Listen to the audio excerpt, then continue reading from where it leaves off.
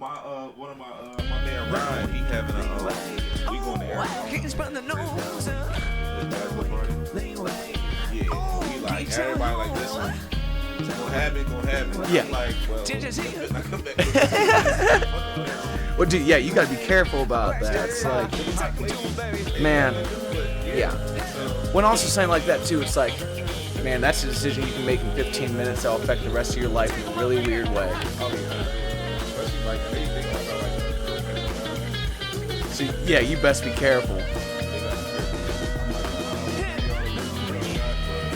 Dude, that shit's funny and scary and like. You know how the Hangover was? Like the Hangover 3? Yeah. It was showing like all the pictures of the end. Yeah. I was like, I'm bringing all my cameras. And that's basically how it's gonna go. Kelly, welcome to it, my man. So I just texted you a link for this. We'll be live on Twitch right now, and then this will come out on YouTube in about a month with the clips and all that. Man, what really made me need to get you on the show is the other day I'm looking at your Instagram, and I saw, like, you post how many reels you want to make this year. I'm like, oh, I'm going to come and help this man make some reels. Like, not that you need help in any way, shape, or form, but when you see someone just putting a number out, it's like you're someone that's been highly successful in a number of fields. Quantifying your goals is one of the toughest things to do in life. So when you're able to do that and you make it public to people, when you put that kind of thing out in the ether, it just starts to happen, man. It's a powerful thing. I think. Do me a favor, scoot a little closer to this way? belly button on the middle of the table there, and yeah, pull that a little closer on you. All right. You know, I'm a little tall. Yeah, you can just move this guy around. However, it's pretty flexible and willing. It's like my first time on like a podcast, so it's like now like I've done interviews and stuff before. Yeah. So, well, you've been sitting in front of camera on your own. Dude, I was geeking at that video you put up the other day because you just broke at some point and you're laughing. You're like, I'm gonna leave that in, because you can sit in front of a camera yourself and nitpick it for every single reason that you're going to and not post at the end of the day. Yeah. It takes a certain amount of gusto just to go ahead and post it. So I try to just be myself with everything. So I want to make sure that everything I'm doing is what a lot of people don't understand is, and like I've been around creators and stuff like that. So a lot of people will be like, oh, I want to do this just like that. Yeah. And I want to. It's like not monkey see, monkey do, but like I understand inspiration, but my biggest inspiration is being myself. Yeah. So if I can do that, and like I said, I got 2 kids, so I want my kids to see me and look up to me. And I want my kids to be like, look at my dad, he's being his self, he's being original. And that's what I try to do. So when I leave that stuff in there, like for the videos and all that, it's like, yo, this is me. Yeah. Nobody perfect. Everything look perfect on the internet, bro. So when you doing stuff, you like, damn, they probably did that in 1 take. No, I done took 17 takes to get this right. Yeah. And what's really so cool about being a photographer, and what I love about that lens is like you capture moments that have a certain epicness to them. Like when I give you something, I want, they say a picture's worth 1,000 words. It's like a 10-second video is worth 10 seconds. It has a certain level of reality to it that's very different than the way that when you frame someone right, whether it's them feeling themselves or them understanding in the moment, like especially in sports photography, it's like the moment that I can get you right before that catch, you can remember the anticipation behind that ball coming towards you, knowing what you need to do after, knowing that this is about actually getting loaded and getting moving on that. It's like those are crazy moments in time that's hard to sum up in words. And a lot of times, like, and speaking of like pictures catching in a moment, man, I seen a pic. You know that picture of Michael Jordan? It's like his last shot in Chicago when he hit the game winner in the finals. I don't know that particular one, but listen. So it's him shooting it. They got him shooting it from behind, and he holding the form and all that. And then they got the other side of it when they shooting them from the forward angle, and it's like it don't hit the same, bro. So it's like them moments really do be precious, and when you catch them, they last forever, bro. Yeah. And what a great testament to like, it's what you can imagine, not what you show necessarily. Like you're playing with people's reward systems in photography, and for some reason, from the back, you can see yourself playing as Michael, feeling like Michael in that moment. But when you're looking at your face, you're like, no, that's Michael fucking Jordan. I got nothing on that. I can't be that, man. I couldn't do that. When you see that name on the back of that jersey and you see that shot going up, you could just imagine it like your last name on the back of that jersey. Oh, damn, this is crazy. Like I could do this too. I didn't even think about the framing of that, just seeing the name and knowing the moment, but you don't need to see the facial expression, the seriousness that cuts through so many things. And like you said, when you see MJ, it's no other ever. Yeah. It's just MJ. But when you see the back of that jersey, you just boom, Kelly on the back. You can see everybody, everything is there. Like Yeah. so, it's just inspiration. And when you catch that moment, bro, it's nothing like it, dog. For Yeah. real. Man, from the first time that you and I got to talk, I was like, things. It just feels good. And We like, talked for like 30, 40 minutes. well, you took me too long for my set break, man. I was just hanging out, and now I'm getting texts from my boss. Like, what the fuck are you doing? I'm like, I'm hanging out with my man. Like, Yeah. But there's something really interesting about people that are able to pivot passionately in this life. And you went from this dream of the NFL, of achieving this thing, to knowing that there's more for you to do, to now saying there's more for me to do over here. What was it like to start to weigh in the options of abandoning one dream and moving on to the next? That's gotta be scary as fuck. It's so me. I'm not. If I don't want to be somewhere, I'm not gonna be there. If I don't want to do something, I'm not gonna do it. If I love something, I'm not gonna cut no corners. You're gonna get everything from me. So me being able to go from, and I was a theater major, so I did theater and creative arts. So being in front of the camera and around the cameras and all that type of stuff, stage set, lighting, everything, it was all a part of my plan. I've been doing it since 10th grade. Yeah. So football, I actually made the team in 10th grade. So You didn't play till the 10th grade? I didn't. Yeah. So That's wild. Yeah. I didn't. So I tried Pop Warner, didn't make it. They had me at line. I was like, I'm not a lineman. Yeah. And it was just like, yo, like my motivation to go to practice just wasn't there. I'm Yeah. like, y'all gonna put me on the line. I'm an athlete. You So- always the tallest guy in your class? No, I was small, but it was. Look, bro, I didn't get tall, so I was like 16. I got tall or whatever, and I shot up to like 6 foot. Then like by my senior year, I was 6'3", 200 pounds. So going into it, man, just getting to everything, bro. Let me tell you what I did. Let me tell you something. So my 10th grade year, I had 4 catches for 28 yards. My 10th grade year, and I started every game. So you would think like, oh, what the like, why are you on the field? But I didn't come off the field. But it was just, I just didn't put it together. And it was my first year in pads, playing a full season and all that.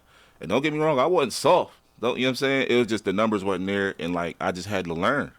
So I read a book called The 7 Habits of a Highly Effective Team, bro. And when I tell you this shit, can I cuss? Yeah, yeah, you can cuss as much as you want. Listen, bro, I've always heard that those books are extremely influential. I've never really dug into one. My pops is really into those books. bro, it changed me like super crazy. And so that summer going into my junior year, man, I worked out. So I came in my junior year, I was like 180, 185. So I think I put on like 20 pounds. Oh, yeah, I wasn't playing. That's serious. I wasn't playing. I ran 5 miles every night. 300. I did 300 push-ups. I did 250 sit-ups, 250 calf raises. I would eat all day, and then I run from my 5 miles. You know what I'm saying? So Yeah. if you on the football field, you up and down 50 times. 50? Yeah. Full length? You up and down. No, bro, I'm puking. I'm puking at 10. Yeah. So I'm telling you, so I've done a lot of training, and then I went into my junior year, and it's like, okay, like I got to do something. But I put too much work in, but my mind was right. So I just knew no matter. And then I went to school in Northeast Philadelphia. I'm from North Philly. So it's like I'm a half an hour or whatever away from, you know what I'm saying? So it's just like. Well, for a kid that's in this, not to call you a kid at that age, but like I was definitely a kid. Yeah, we're all in this moment of adolescence versus looking at the real world. What changes about your mindset with that book? Is it just what you consider good enough, or what makes you happy? It was literally, basically what I took out the book was, well, if you fuck up, if you mess up, on to the next one. On to the next one. Nobody perfect. Kobe Bryant missed the most shots in NBA history, or he up there. But he like what, top 5 all time in scoring? Yeah. So if you don't shoot, if you don't fuck up, if you don't mess up, you're not going to be able to do it. Yeah. So you got to learn, and I just had to let things go. Dude, I think that's such a potent lesson in life, because like I'm playing in a rec basketball league with my brothers right now, dude. If I miss a shot, I ain't shooting the rest of the game. It's like some of us carry around such a guilty conscience of the things that we don't excel at or succeed at, that we never get on to that next one. It's like, for me in the world of music, bad gigs make my good gigs, but there's so many bad gigs that make you not want to do the thing anymore. All right, so can I? Yeah, you can talk straight to him. What I want to say. Make sure you get that microphone with you, though. What I want to say is, and y'all heard this before, anything that you want to do, I think if you put the work in, it's effort, it's quality effort. That's really what it is. So when you get into whatever you doing, I don't care if you working a security job.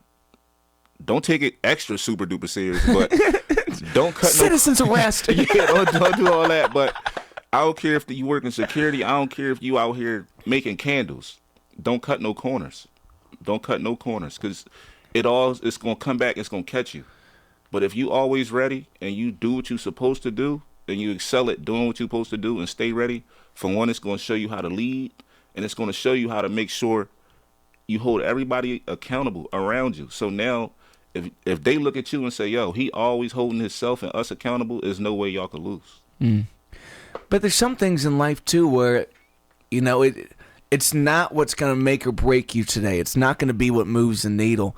Some things aren't worth every aspect of your attention, but I get the accountability thing. It's like, why do you make your bed in the morning? Because it feels better at night to get in that made bed.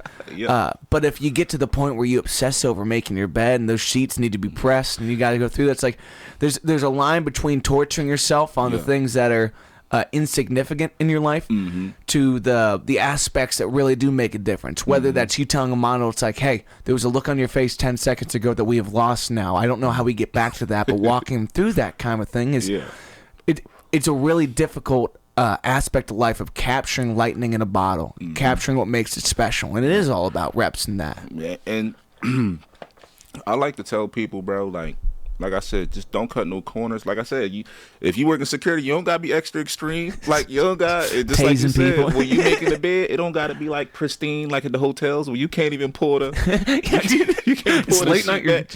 Yeah, like why I gotta fight with the sheets? I don't want to do that. So, but you make sure you do what you're supposed to do, and you do it the best way you can to your ability, and you do it with your whole heart, and you're gonna be fine, man. No matter the outcome, because I done did some things where I put everything into it, and it just didn't come out how I wanted. Just like with football. Yeah. I'm in Houston, bro. Like, I'm with the Texans. I'm working out, and it's just, I dive for a pass, and I ain't gonna lie, bro. I'm running my route. I'm like, oh, I'm too clean. Dude. And that's when anytime I get, like, cocky like that, something always hit me. What a visceral lesson, man. You made me touch your shoulder last time we were hanging out. I was like, oh, dude, I don't want to do that. My wife's a nurse. What freaks me out is needles. Needles are awful in my opinion, but she can put an IV in anybody whether they're fighting or not. Doesn't matter. She's great with that thing. What she really doesn't like is, what do you call it when it's like bones out of socket? Dislocations and all yeah, that. dislocations and that's where it really makes her sick to look at that kind of thing. Yeah. What you got going on is a permanent instance of that. It's so you broke your collarbone right then and there? I had a grade 2 separation in my right shoulder. I landed on my left shoulder, which is the crazy part. So I dove for the pass. I caught it, of course. You know what I'm saying? But I dove for this ball and this maximum effort when it really, we professionals. So it's like if the quarterback can't get it to you, especially you working out, you in practice or whatever, I mean, they don't really need to be there. Yeah. So it's just one of them situations where I dove, I fell on my left shoulder. I get to the hospital, man. It was crazy because, like, they took me straight to the back. Like, they was like, so I had some paperwork my cousin signed for me because I couldn't, my arm was numb and my collarbone was up here. So, like, literally, if I turned my head, bro. So, my cousin signed some paperwork for me and stuff like that. And they was like, so what happened? And they asked me 3 times. And on the 3rd time, I was like, look, I'm here with the Texans. I hurt my They was like, oh, come on. They took me straight to the back. And, like, I was in there for 3 hours. So the same people that was waiting was the same people that was there when I came in, and they was looking at me like they was ready to jump on me. But that's a weird thing, man. It's like in our country when it comes to the healthcare system, sometimes it is about who you know, not what you know, and it's not like Canada where you get in the line and the line goes. It's like sometimes money talks, sometimes place and setting talks. But there's a weird thing for all of us, like.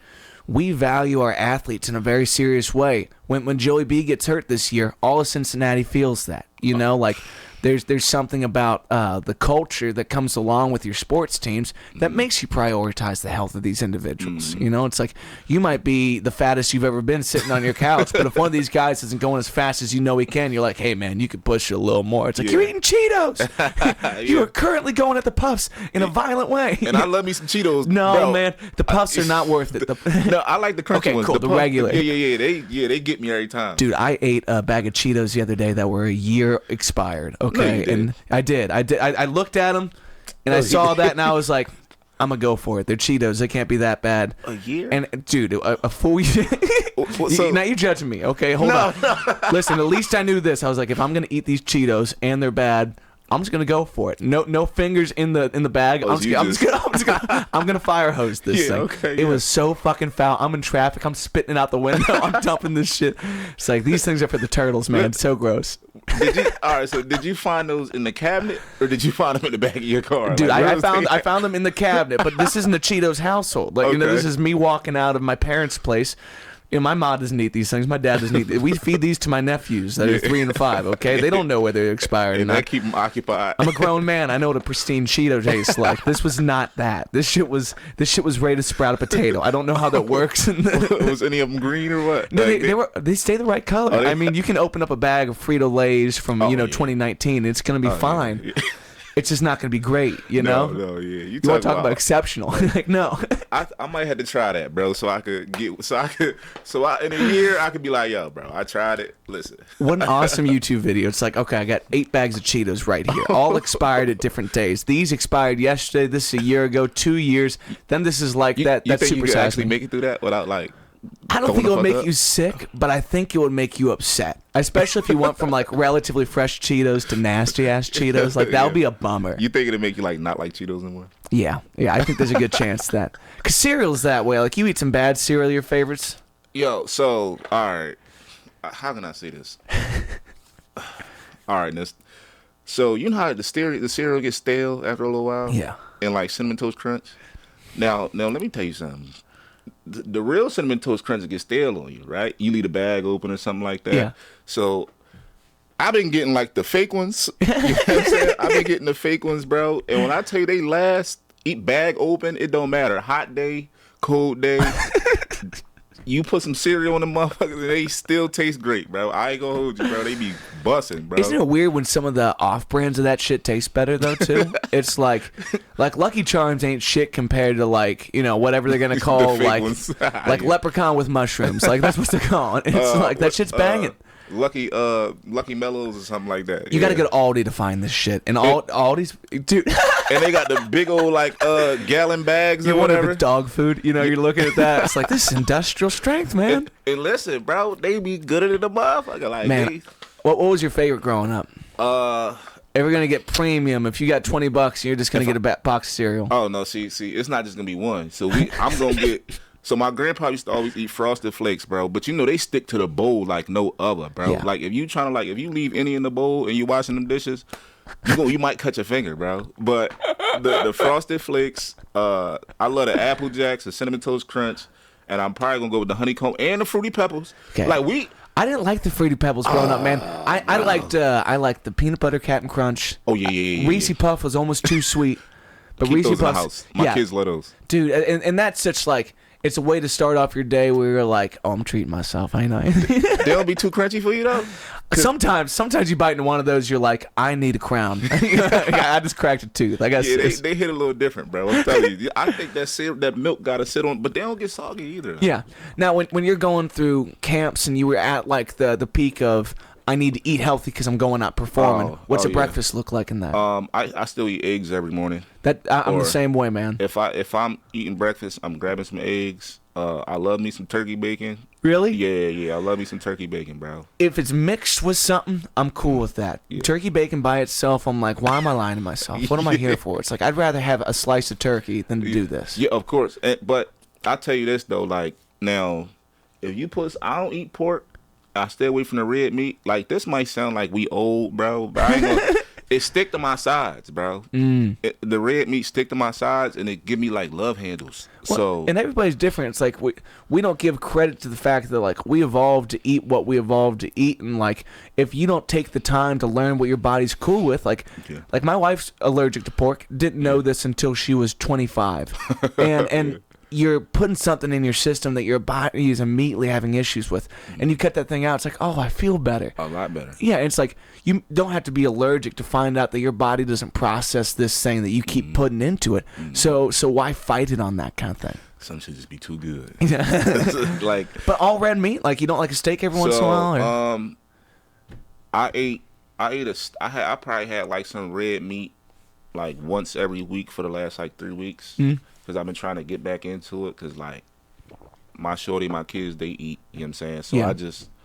I was like, you know what? Because like if she cook or whatever, it's like I'm always eating chicken, turkey, or my son be like chicky. So it just came out. It just came out. That's funny, Dude, well, Yeah. that's like, you hear slang from your friends, and you're like, that's cool, I'm adopt that. Yeah. Then you hear slang from your kids, or I hear it from my nephews, and they start saying that shit in public, they're like, Yeah, and listen, like before I had kids, I was like, ain't no way that's gonna be me. Like I'm not about to be talking like, oh, it's a you person wanna- you listen to the most, man. Like, it's the number one conversation you have. And Every day. You know, you're talking about putting your all into things. Like, the moment your kids come along, it's a different level of priority in your life. I don't got that yet, but I feel it with my nephews where it's just like, Yeah. I care about you different. You know, when it's your own children, you're the reason that they wake up, they eat, they go to bed, they do the things in between that are going to make them successful long term. And That's serious. you keep them alive, and you build their environment and stuff like that. So I tell my kids all the time, like because like my daughter, she don't eat fish, and she eat dry cereal. And I swear to God, I be like, how do you? I'm like, you know what? It's cool, whatever. And then like she'll get to talking smack or she'll get to jumping on me. Yeah. And so she always do like the hee like Michael Jackson. And then she got like the like her hair always like a Jerry curl, right? So and we was in the car one day. That's when I found out that she like Rick James. Okay. Good for her. And I'm like, all right, bro. And then she always doing the he. So I start calling her Ricky Mike. And she hate it, bro. She hates it, bro. I be calling Ricky Mike all the time, so she hate that or whatever. But At least she's got good taste of like the most danceable of music. Like some people, like if you can't dance, I get why you don't care about this thing. Yeah. But there's some music that the groove is instructing you on how to move with it. And Rick James and Michael and Prince, things of like that era of funk soul are so instructional of how to move your body and to be in tune with that and thing. guess what song she like? What? She's a very freaky girl. No. And she like the Megan Thee Stallion. What's that song? Shout out to Meg. I think she had a nice little run. It ain't over, but she Yeah. doing her thing. Well, I think that's interesting too, because you got shock rock, you got things like Kiss and Alice Cooper, where it's like the music's pretty good, but the main thing is you can't believe someone's saying these things. Then you have shock rap like Eminem, where it's like, is he really talking about cutting up his baby mama? And it's like things like that turn your head around. They have a level of shock rap that's going on, but it's female empowerment. It's sexually expletive to a different extent, and they're rocking that in the mainstream. And good on them, you know. You seen them white pants? I'm gonna leave that. I'm gonna leave that one alone. I'm gonna leave that one alone. We all seen them white pants. I'm gonna leave that alone. But she's Keep saying it. I'm gonna leave that alone. But those white pants, I'm gonna quit saying it. But them white pants. I call her Ricky Mike though. Man. She I wish she was here to do it. I'll probably record it. I'll send it to you. Please. Probably put it in the edit, bro. And she'd be like hee, and I'd be crying, bro, because it's so funny. That my son, he'd be like chicky, because we eat so much chicken. So Yeah. I just chicken, turkey, fish. I try to stay in that lane most of the time. And I don't know what it is, but I love me some string beans, bro. Yeah. Like, Especially if you can cook them well, it's like that's one of those things where it's like you're pouring it out of a bag and microwaving. That really ain't it. But you're going to the store, you're cutting off the ends, you're putting them in a nice boil for a little bit. You know what you're doing with it. Yeah. Like, just learning that can be a quality filler in your life is an important thing for a kid. Because when you get to college and you start cooking for yourself and you realize like, oh, I'm making one item and that's too bland for me. It's like then you start to venture into things from your childhood that you learned how to love, man. I ain't introduced her to so like I said, we like growing up, like we had so much cereal because it was a bunch of us. It was 16 of us in the house. Yeah, it was a bunch of us, bro. So How many of those are like your full siblings versus you got cousins in the house? You got all right, my Aunt Mindy, she came in with my cousin Boo Bear. That's what we call him. I think you told me about Boober. Did Boo Boober Bear, also yeah. play? No, he You got a cousin with a name that you were telling me about, like was the best athlete of all. I was kicking it. listen, my brother Dom was I'll say Dom showed me a picture of him. He windmilling, but he like looking in the rim. Like I'm not even joking. And he's 6'3". Me and Dom 6'3". And he's like arms super long, but he's super duper bouncy, bro. It's crazy. But all of us like growing up, man, we had all different cereals. That's why I'm like, oh man, Fruity Pebbles, everything, because it was all so many of us, and I just think like we had to cook, so we thought we could cook because we had throw them noodles in the pot. Yeah. Or we throw them Dietz and Watson hot dogs on there, but we cut them open, fry them things, get them right. So I think my daughter, she used to certain things, and but I'm like, yo, you need to. I'm real big on trying to get her to understand like how good she got it. Yeah. And I'm kind of tough on her. Avi, when you see this, you're probably understand some things more when you get older. But I try to be tough on her because she's so privileged right now, and I don't want her to think the whole world is like that. Yeah. And I don't want her drive to be less than somebody who got less than her. I want her to be, if you got this, and somebody else, they want what you got to match their drive. Because it's always people, like where I'm from, like I said, I'm from the city, bro. From the 215, bro. So it's like, when you got everybody over there is trying to get what you got.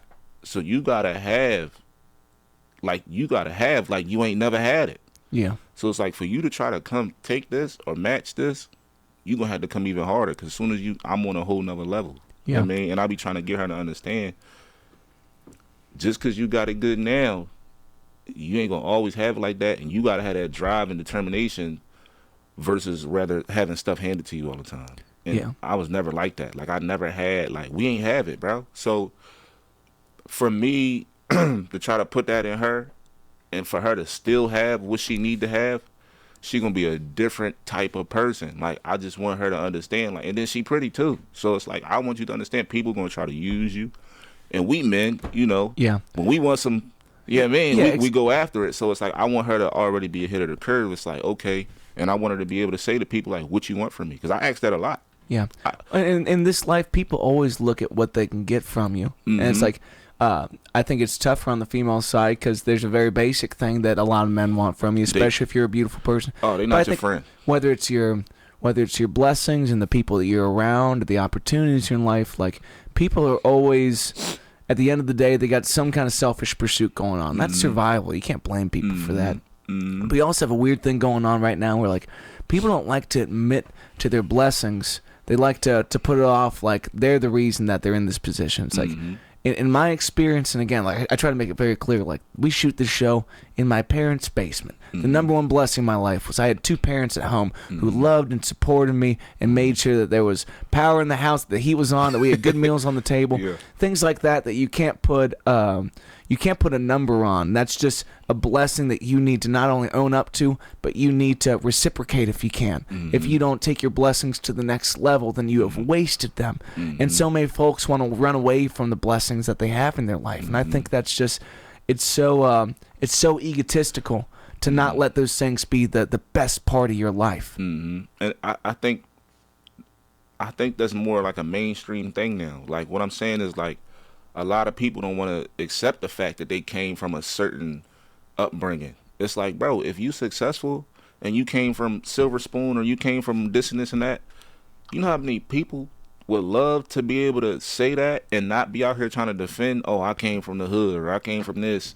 and da-da-da-da-da. Bro, listen, if I could have some great knowledge and be myself but come from a nice home, bro, two parents, without having to struggle how I had to and go through all the stuff, bro, like I think I would. Like if I could still have some good common sense, a good life, because you only get one.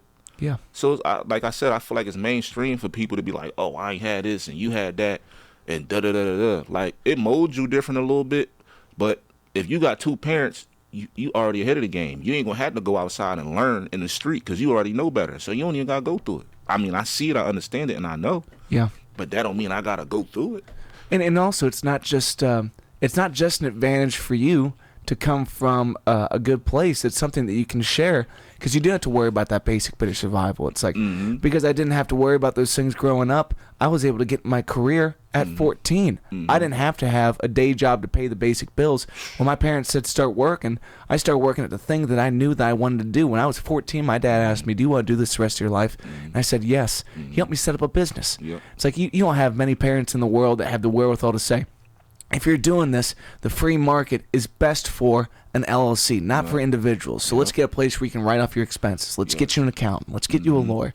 So you start making these steps forward, and then you start to try to keep up with, like you're saying, like the pop culture feeling of you want to act like the world's trying to put you down and you've overcome it. It's like, I've come from a place where I've been encouraged the whole time, and if I can't go the distance with those tools, then I have greatly wasted what that thing was. And that's even, I feel like that's even worse when you already have it and you got the people instilling this into you and putting this into you. I feel like that's worse far as, okay, this is where I came from, this how I had it. Then if I'm from the hood and I get here, if I'm already here and I don't have to beat the system, and then I still mess up. Now I think that's worse. Yeah, no, I definitely agree. So, it's like you've shat on your blessings. You've gone the wrong direction with this.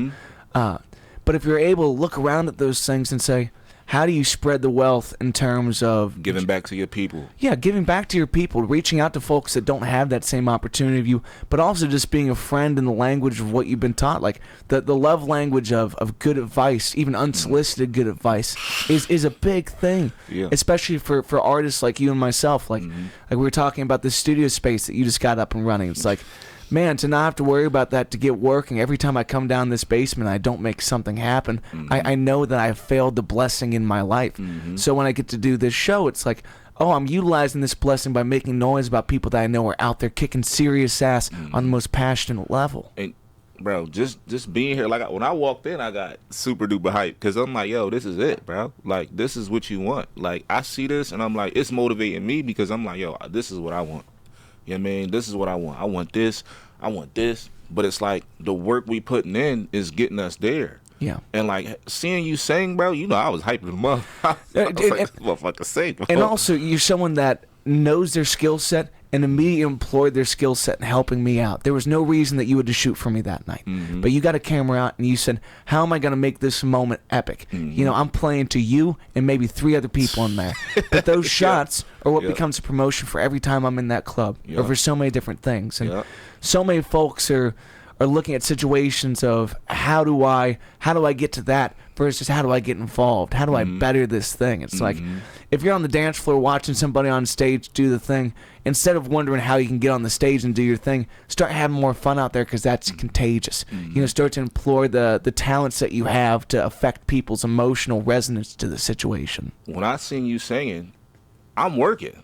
You know what I'm saying? We ain't supposed to shoot no shots at the job or nothing like that. That's just how, you know, they is. And I'm just like, yo, like, I want to shoot this. Because it was like hearing you sing, bro, I was like, yo, this motherfucker. Thanks, man.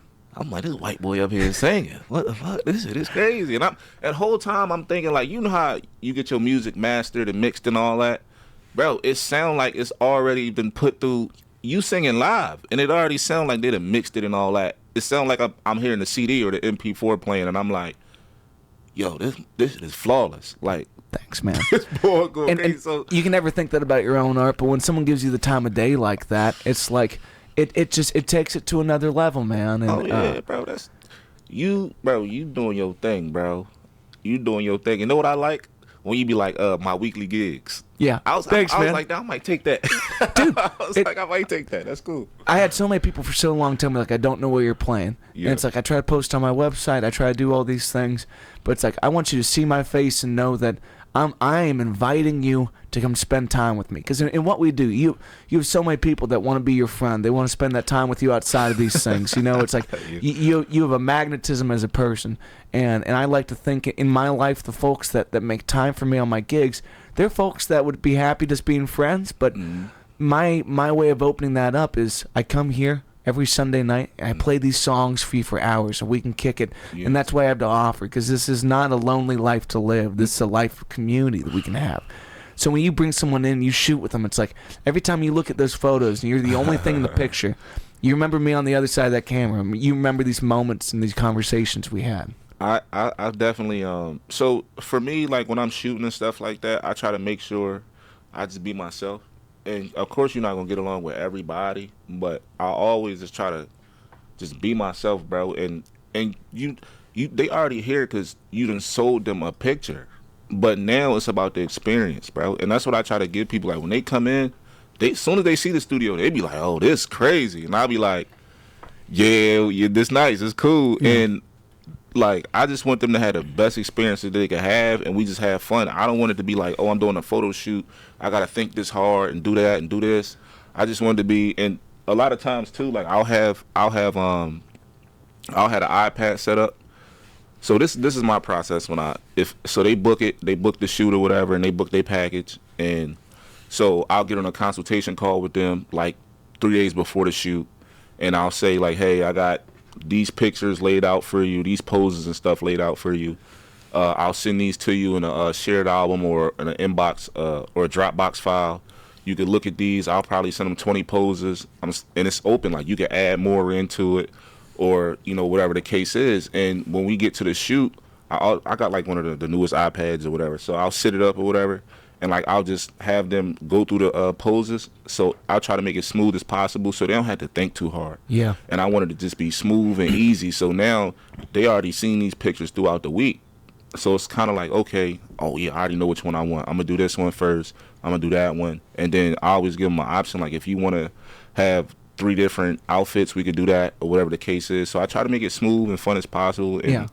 I'm having fun just because I get to use my camera, and I get to make you feel beautiful, and I get to make you feel like you important. So it's like a lot of time people come in, and I got all the lights like surrounding them. Because like when I'm shooting, I try to light everything up. Even if I'm shooting headshots, I'm lighting your whole body up. So it's like you feel like a star when you in there, man. And I sat there the other day, and I was like, damn, this do make you feel good as when hell. as the person is in the weeds, that's plugging everything in, that's paying for the power, that's buying all this equipment, like it doesn't start to feel like that till you watch someone else feel like that, and they can sit on that end and be like, I am happy with this. Yeah, I am. I'm thrilled with the ways that we've come and the thing that you can give to people in that. And so in my profile, on my Instagram, it says, "Let's be unforgettable," and I live by that, and I try to make sure, man. Like, all right, I'm gonna tell y'all something. All right, I don't think nobody wants to be forgotten. It's like if you want to leave something behind, whether it's for your kids, your family, or for other people to like build and off of what you started. So I try to make people feel that like you never gonna be this young again. And I want, when people look at this, I want this to be timeless for you. So when your family looking at this, it's like you still here. Whatever the kid, like video pictures, I want them to be like, they could feel it. You still here. They could feel your spirit and your energy through these pictures and through these videos. And I know for me, that's an important thing for me. I don't want to be forgotten. Mm-hmm. I done some things that other people will never get a chance to do. But it's still like the NFL level and all that type of stuff, you can make the league, you could be here, you could be there. It's 15 guys, 10 guys, 5 guys that they can name on the top of their head. I want to be that great, and I want you to feel that great. It's 20,000 people that done played in the NFL. Yeah. It's a tough thing to question whether you're going to get forgotten or not, because at some point we all do. Whether it's 10 years after we're gone, or 100 years, or maybe you hit, explorer level, and you're one of the people that discovered the Americas, was quote unquote discovered the Americas, or maybe you're fucking Napoleon, you took some shit over, and people remember you for a certain amount of time, but it's like you start to question what that's worth and what you want to be remembered by and what you want to be remembered for, and I think a lot of our desire to outlive ourselves in that kind of way is part of it's just the calling to level up on what it means to be a person. Like every day that you invest in your children understanding what it's taken to guide yourself to the highest level of whatever your passion is, your child striving that will outlive you. And if that lesson was potent enough, then they will give it to their children. Their children will carry that thing on. It's like that's a whole different connection to this element of being forgotten. But one thing I feel in songwriting is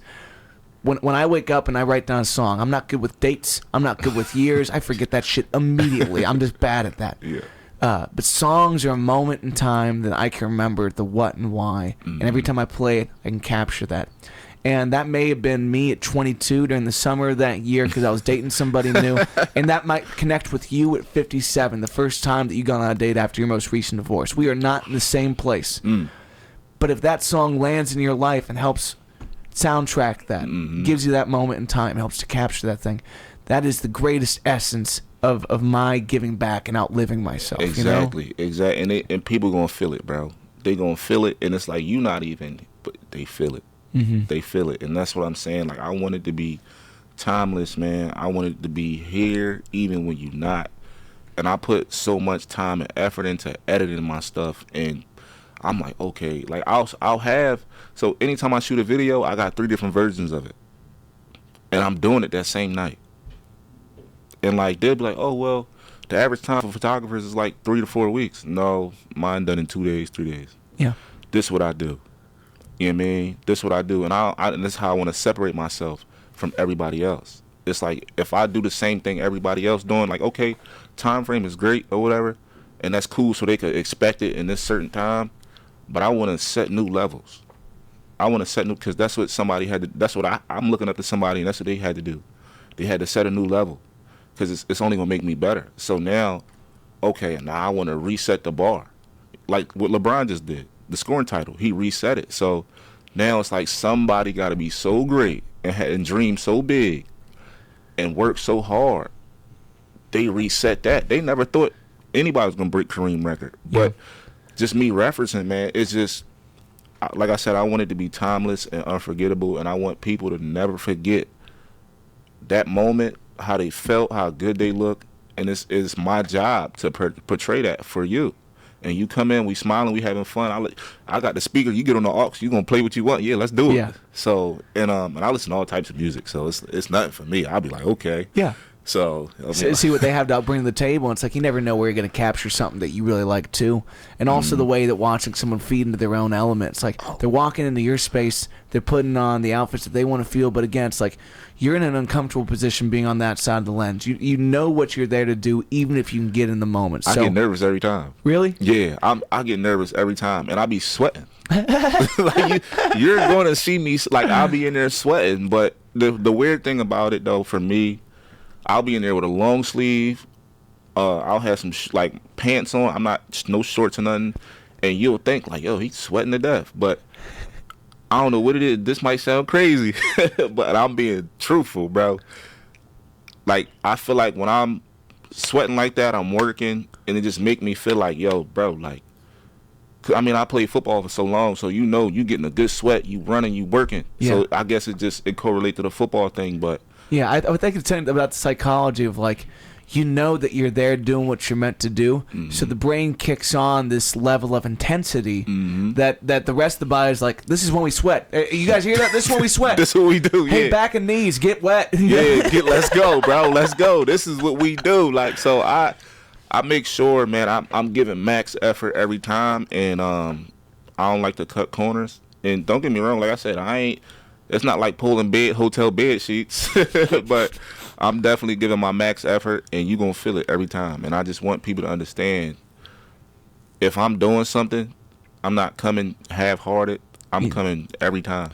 Now, do you find that, again, you made this huge switch in your life, and like, yeah, you had a background in theater, you had kind of seen multiple lanes of where you could go with your life, and decided on one, you went for it, and now you pivoted. Do you find yourself as happy with a great shot as you do with a big catch, or with getting the okay to move on to the next level, like it's the same level of gratification? So you're bracing for impact. Oh yeah, because I'm trying to figure out exactly how I'm gonna say this. So I was playing football, and my agent came to me and was like, "Yo, you know the diaper brand Pampers?" Yeah. Where are you going with this? Listen.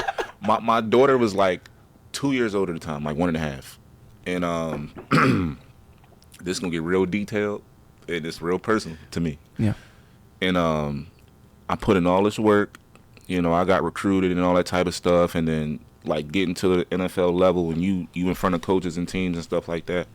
So I had a couple other sponsorships and everything like that, and my agent, PR firm, working for me and stuff. It was great, and So she came to me and was like, yo, Pampers, your daughter is real pretty and stuff like that. So, we got the contract for Pampers. So now, trust me, I'm going to get there. So just creating opportunity, because like the kids change you. So just having opportunity for my daughter to live comfortably before she even know it gave me a whole different, and I'm like, I work for this. She won't have to do too much or ever have to really worry.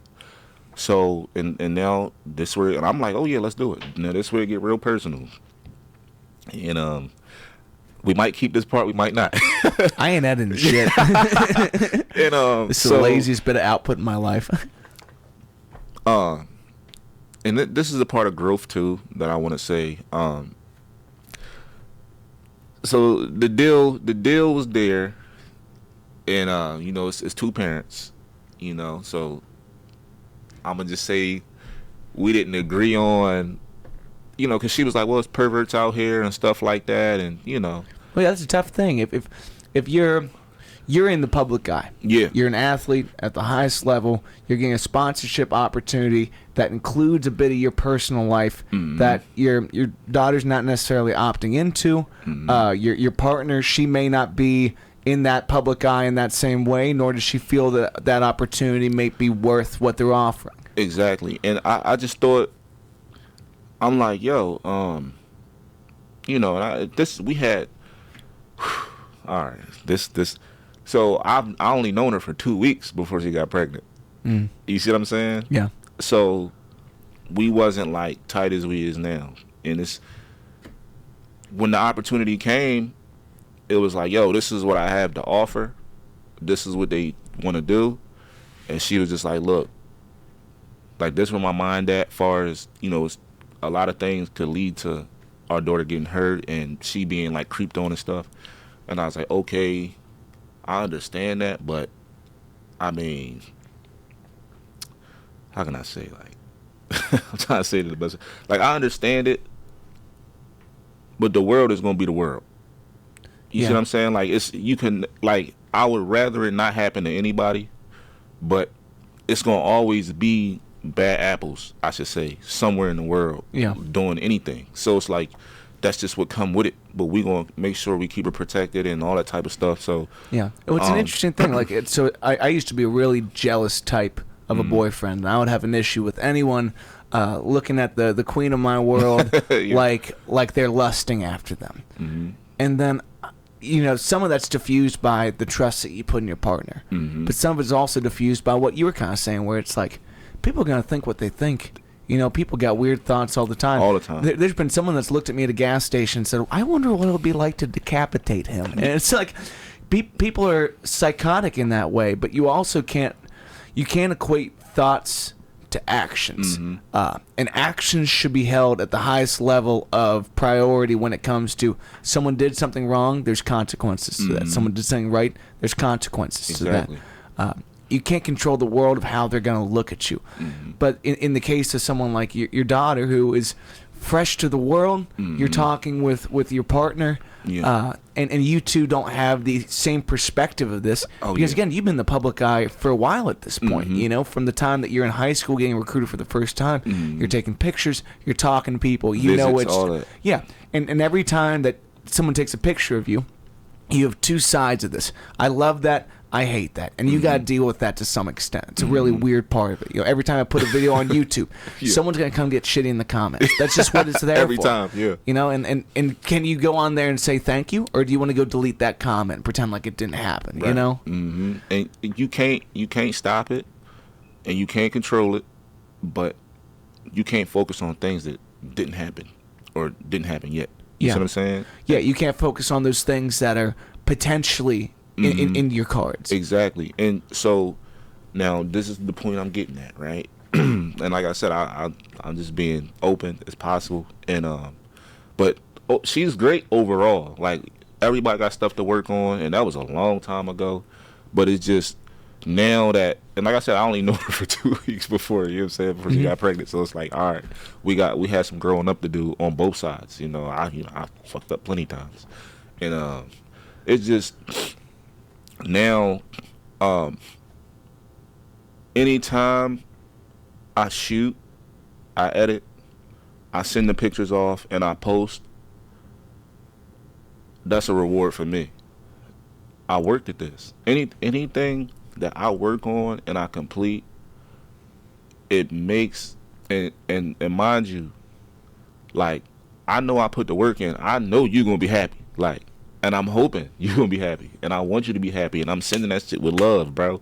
So it's like, I know if I'm working on it, you gonna feel it. And now, like, having the sponsorships and it's all reward, but I just feel like if I can make the people around me happy and I could show them and I could lead them, that's what makes me feel good, because I don't want nobody around me to feel like they can't have the same things. And I want everybody to feel like and understand, if I could do it, you could do it.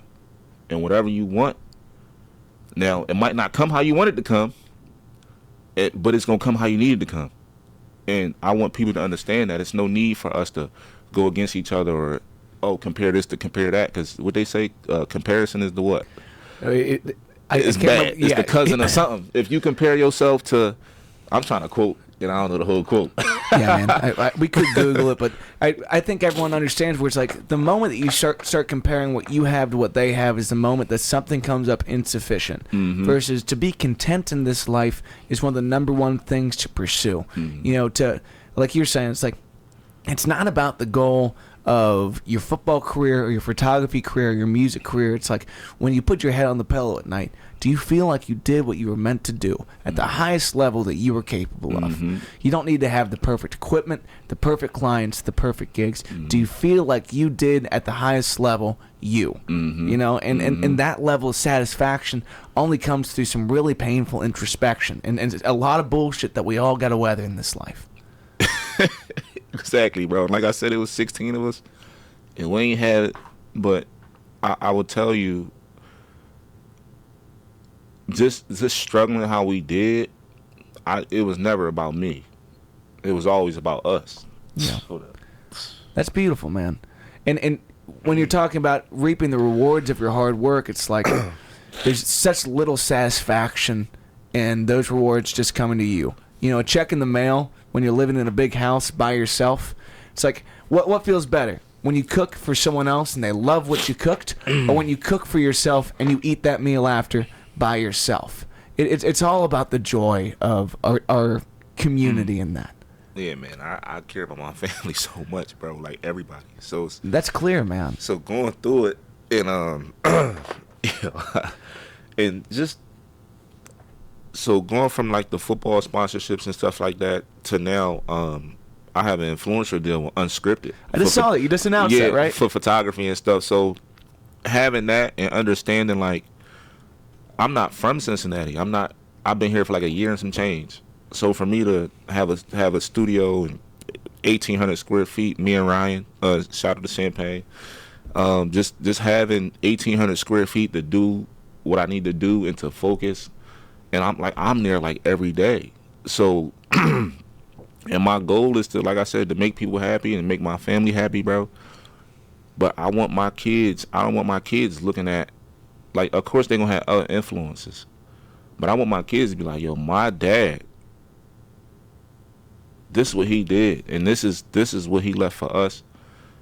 And I want them, whatever it is, I want them to look at me and be like, yo, this dude is everything to us. Yeah. And just being able to be this far now, as far as just the photography stuff and shooting and people booking on my site, man. And it's like, man, I got some stuff up until like April. And I'm like, yo, this is, like, I knew this was going to happen, but I didn't think it was going to happen this fast and in this type of fashion. And when I got the influencer deal, it was just more of, I've been using the site for like a year, Unscripted, and I see other photographers and they talking about Unscripted and they putting their videos out and they getting their stuff reposted, and it's like, that's like a different type of success. Yeah. And I'm like, this is motivating me so much. And I got like these 3 bags I got right here. got my books in them, got my cameras in them. I got film cameras, digital cameras. I read, bro. Yeah. Like, I study. I put so much effort and time into this. So for them to be like, you know what? Because I just seen it, and it was like you could apply for it. Like, you get accepted or not, or whatever the case is. They review your stuff. And I was like, I think my work is good enough. But all the other influences that they got, I was like, it's going to be hard to get in that club with them. Yeah. But I had the faith, and I was like, you know what? Let me go ahead. So I applied, man. And 6 days later, I got the email, like the night of the 14th. I'm looking, because it took a couple days. So I'm like, then they probably like, yeah, we just going. And like, I'm so used to people not responding. If it's like an issue, or if we doing something, or you like reach out, they just don't respond. So that's what I'm thinking. Like, all right, they just not going to respond. Yeah. I seen the email, bro. I got up out the bed. I ran in the other room. Then I ran back in the room. And I like dove face first in the pillow. Your kid's scared as shit because it's just like, is Dad going back in the league? Why is he running like that? And when I tell you, like, I almost cried. Like, I almost cried, bro. But I just understand, like, this was a goal I had set. So I expected this. Not this quick. But I expected this because this is a goal I had set. And I understand, like, when I'm set on something, I'm gonna do it, and that's what I wanted to do. And when they emailed me, bro, like I said, I was going crazy. So now it just put me on a whole nother level. And my point is, to answer your question after 10 minutes, I'm telling you, the satisfaction is the same. That's beautiful. It's the same, because I put the same effort towards football as photography, so it's the same for me. Yeah, I think a lot of people don't know that feeling of reapplying fully. Mm-hmm. It's like you talk about this want and desire that every kid that's in a good or bad scenario has to reach the mountaintops, whatever their goals are in this life. But then you talk about sculpting that want desire into calculated moves, whether that's 7 habits of a highly effective team, to the camps that you do, to the 5 miles after school, to having the books on you so that you can cite things the moment that you need them. It's like there's a level of calculation in this life that's needed to take steps in a meaningful way every day. But there's also just a willingness to show up. It's like right now I'm going through a chapter in my life where it's like, I want to learn my fitness in a way that's sustainable to what I want to do when I'm 70 years old. So I do my yoga, I do some cardio, I do a certain amount of push-ups, sit-ups, body weight squats every day, because there's no exceptions to utilizing this vehicle for what you do. But at the same time, every time I work on that goal, it's like the real goal here is every day I got to put lyrics to page, songs in the world that are going to move the needle of, I want to retire like Bruce Springsteen, man. I want to have a catalog that means the world to people, that one day has value to someone else. So when I sign off on that page, I got the money that's going to mean my wife doesn't have to work anymore. My kids are going to have money for school if they want to do it. It's like there's a mountaintop to reach here, and there's a way to quantify your daily effort of that if you don't backtrack, if you don't see the methodology of it, then you start to miss the foundational aspects of this. It's like the cement's still wet. You are stuck now, okay? And you got to have that foresight for these things. You got to have it, because if you don't, you know what's going to happen. You're going to slack, and you're going to miss, and you're going to miss your blessing. Yeah. And you're going to disregard it, because you have the things that you need to do what you need to do. And now it's like, oh, like you said, you want to be 70 and you want to be set and you want to still be moving around and be healthy. But, I mean, if you ain't doing it when you 32, exactly. It ain't going, you know, so. Yeah, if you're not working on that now, you're not going to have that then. No, and you're not going to have the life, the family that you want. Because I'm not going to say, how can I say this? The family that you want, it start with you. And you know, as men, we got to be leaders and we got to do what we need to do. But the man you are creates the family that you end up with. Yeah. Well, I think there's something to be said, too, about, like, we're taught as men, and things are changing to some extent, but, like, we all thought growing up that you got to be a provider. And then if you find the right woman for your life, she's the one that can make the home a home. But then now we've started to see like a recalibration of things where like you're responsible for both sides of it in a way more serious way than anyone's ever given it credit for. And like there's something to be said about divide and conquer. I had a buddy on here the other day. He's like, you should put 9 out of 10% of your effort, well, 9 out of 10 of like your full effort in life into the things that you have the ability to be great at. Because if you're putting 9 out of 10 of your effort into things that you're always going to be shitty at, you're never going to make it to the mountaintop. But there's something about fulfilling the whole being that's so important. Everything. You can't just put money in the account and expect that to be enough with your kids. It's like, I was talking about my dad. When I was growing up, I'm the youngest of 4 kids. And I was so blessed to have 2 parents busting ass every fucking day to make my life awesome. Oh, yeah. But he traveled most of the time when my siblings were kids, okay? You know, from Monday to Thursday night, maybe even through Friday. He's on the road working for a company that does uniforms, you know, making sales, making this thing happen. He worked for a company called Cincy. He had one. Cincy, okay, yeah. One of the biggest sales in that company's history was Disney World. My dad did that at like the peak of his career there, and he was so proud of that. But at some point, it became about being around his family, and he wasn't doing that by busting his ass there. And he went from a moment of what's the most I can put in this account to the most I can fill my life with for the full qualifications of being happy. And that didn't mean being on the road all the time. That meant being around his kids and doing that thing. Exactly. And I will say, like, I got the comfiest spot in the lineup of his children because by the time that I'm a teenager and I need someone driving me to my gigs, guess who's now home all the time? He drove me to all those fucking gigs. Yeah, bro, whether we're going to Cleveland to play a show where I'm literally... I met your dad. You met that I one? met your pop. Yeah. Yo, let me tell you something. Your dad, bro, as soon as I got over there, your pop's like, yeah, that's my son. And the way he said it, I was like, yo...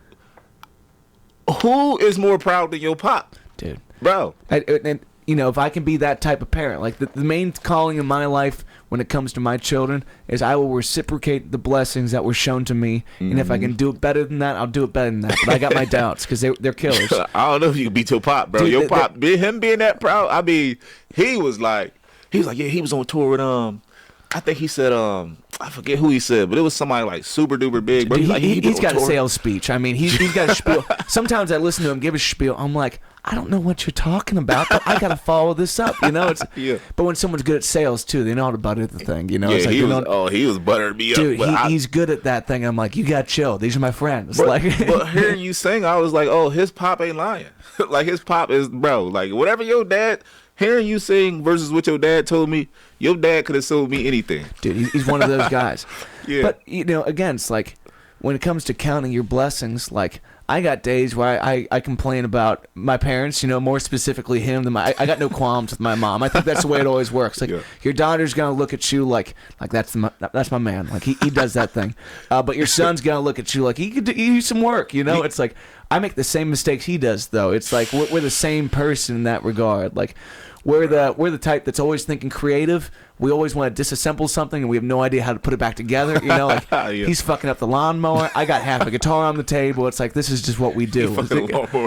Dude, I've geeked out many times. Where like one time he was cutting the grass and the whole thing is smoking. He's on a riding mower. This whole thing is smoking. He's still cutting it. Yeah, one of our neighbors comes running out of his house. This is a big dude, okay? Oh, yeah. He is sweating from 40 feet that he's running out. It's like, Phil, get off the fucking tractor. That thing's going to burst.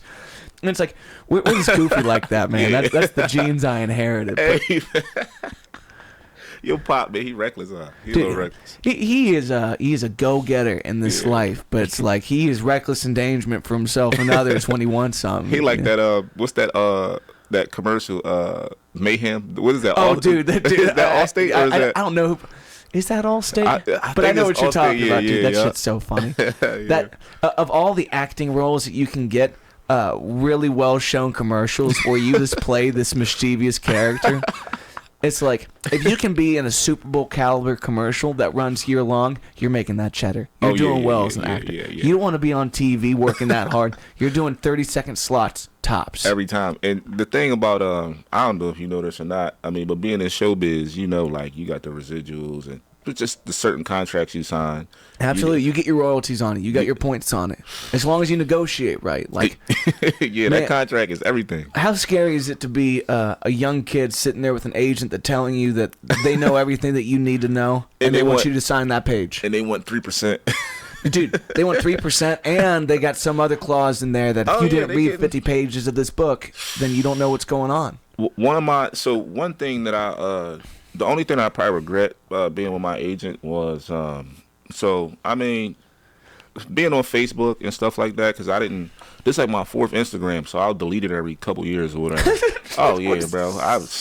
I was never like a social media bull, so I always had Facebook, though. Yeah. Like, so in my contract, my agent is one of her things, like, so we working on deals and everything like that. So I had to, if you wasn't immediate like friends and family on my Facebook, I had to you had to just follow me. So I had to, I'm sitting there for like 2 days, just delete, unfollow, add, delete, and I'm like, all right. So now I got it down to like 2,000. Yeah. You know what I'm saying? It's important to trim that fat every once in a while. Like, not everyone needs direct access to because your mind only has so much space for people you care about. I think they say like that number is like 125 people is who you really know in this life. You can have an email list, you can have your phone list, but the folks that you let in, you should have some control over that. It's like you and I both get called about favors. Everybody gets called about favors. Oh, yeah. If you're getting bogged down with people calling you about favors, it's time to cut some ties. Every time, because it got to the point, like, it'd be 9 of us going out. I'm paying for everything. And it's like, all right, I got to pay for this, and then somebody need a car part. All right, I'll pay for that. And then it's like, now I still got to go back home, and I want to do this or I want to do that. And it's like, okay. And, like, having money versus not having money, I think the difference is how you manage it. You could get money, but you could spend it faster than you could make it. You could spend money before you make it. You can't. It don't work the other way around. You know what I'm saying? So let's say I got $30,000 check coming. Okay, boom. I know. Oh, I want this car. I want to put this money somewhere. I want to get these shoes, and I gotta get this for the kids. That money already gone before you touched it. Yeah. So now it's like, okay. And there's interest on that credit card. You know, it's like people, especially when you have an idea of what you're making, you know, like when you start to believe that this is a never ending thing, you know, we got seasonal work, you know, like I have months where I touch numbers that I dreamed of as a kid, you know, it's like, and that's for my whole business. That's not when the expenses come out. When the taxes come out, when I have to consider all these other things. And now it's like, what am I left with after? Yeah, and you need to have some priority of almost lying to yourself about what your means are. Because the moment you start living like a rich man on a medium salary is the moment you're poor again. You know, it's like, and what's really great is when you have dependents that make you want to live as frugally as possible, and you're willing to, you know, when it comes to my wife, I'll take my wife to a nice dinner. I'll get her a nice bottle of wine. But when I'm by myself, I'm eating the free food at the bar. Okay, I'm having my free drinks, and we're cutting it off there. You know, I'm looking for the parking on the street that's going to be the cheapest. Yeah, we're gonna get that free meal at Red Lip. Dude, exactly. And they're nice enough to do that. It's like I know the clubs that. And this is something about living in a small town, and when you work in our field, it's like the industry folks get a little bit of special treatment. I'm not waiting in the line. Like, someone's coming up and serving me, like, what's the handshake between bartenders? A shot of Jameson. Yeah. I'd rather do Jack. Upcharge me for the Jack. But people like hooking you up with free drinks and things like that. And there's something weird to be said, like, we don't get health care, we don't get 401k plans, we don't get that. Yeah. But you get free liquor. Yeah, you know, and like sometimes when you don't partake in what is a minor league, you know, poison and vice in your life, you feel like you're not getting the full extent of your pay when you don't embrace that. So it's a weird thing to say what's best for you and what's not. But again, like, I don't treat myself in my regular life. You know, if there's something I want equipment-wise, I need to want that for the next 3 months before I'm going to make that jump. Because if you just start immediately gratifying, if you're on Amazon every day getting a new package in the mail, it's like you're running it down. And you're like, okay, well, I could have saved. It's like, I don't necessarily need, I want this right now, but I need to get this in 3 months. So then when I do grab it, I got this left. Yeah. But yeah, I definitely, bro, I've been through that too many times. When I was just living here and I didn't have any expense, I didn't have rent, and I didn't have a spouse, so it was like, well, what am I saving for? If I got this money, I want to get the next best thing for what I do. And then when it's time to, what my wife wants to get a house, I want to get a house, and it's like, I'm saving for somebody else. I ain't saving for me anymore. If it barely works, it works, and I'm going to use it till it doesn't work, and then we'll go for a replacement. Yeah. But it's like I'm running the wheels off of shit that I never thought I would, and I'm happier with that. It's crazy because your equipment, when you got your equipment, you could be like, oh, this is, you ever had like that iPhone cord, your iPhone charger, and you got to tie it up this way for it to work? Yes. That's exactly what I do with my equipment. It works until it don't. Yeah. And I'm not about to buy nothing else. And when it worked, it worked. Yeah. And that's what it is, bro. And I completely understand what you're saying, bro. And there's places you can live in that safety net if it barely works, and there's other places like, say you're working somebody's wedding. This needs to be fail-safe. Yeah. There's no opportunity for this not to go well, because they're paying for that premium. Now, when they're not paying for that premium, I can tolerate some of these mistakes. You know, shit can fall apart, and I'll fix it, and I'll make it happen. Yeah, but we're gonna make it happen. yeah, my boy Kyle Hackett, one of my favorite songwriters in the city, for the longest time, he had a guitar that was held together by duct tape. And I'm like, Kyle, what are you going to do about that? He goes, what? It works. And I was like, bro, the duct tape is not a lifetime fix. Like, this ain't the bumper of your car. You can't just hold it on and expect it to do the thing. And maybe 2 months later, I saw him playing new guitar. I was like, you finally buy that? He goes, dude, a fan gave me the money to buy this new guitar. And honestly, I'm such a fan of that dude that I buy him a guitar. I fucking love this guy. Yeah. But when So he got two now? He got the one from the fan and one from you? No, I didn't give him nothing. No, I'm kidding about that. I said I would. I did. Yeah. Okay. I'm saving for a house. But when you deny yourself the simple pleasure of, I got a small problem, I'm gonna get a fix.